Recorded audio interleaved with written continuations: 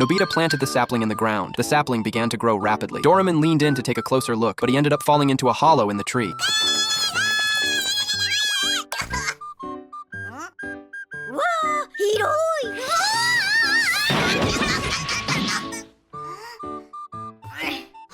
It turned out that the roots underground naturally formed a room. Nobita immediately decided to move his room inside, but the entrance to the hollow was too small. The desk wouldn't fit through. Doraemon stuffed the desk into his pocket. They can take out the desk after they go in. Afterward, Nobita invited his friends to enjoy apartment life together.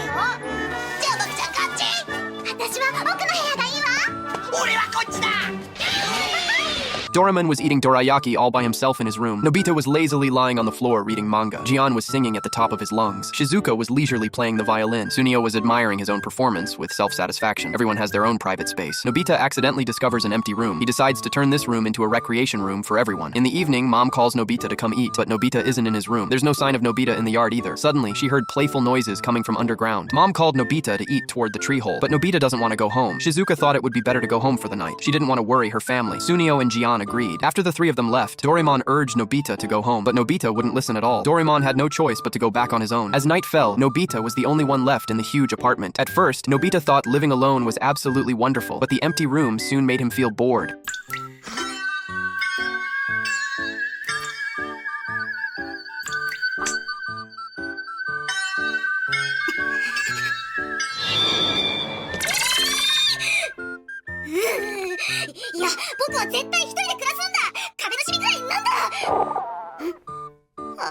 Nobita felt hungry. He went to Doraemon's room to look for dorayaki. Instead, he walked into an empty room. Then he went to another room, but this room wasn't the right one either. Suddenly, the soil around the hole gave way. Nobita fell to the ground. He was scared and decided to go home.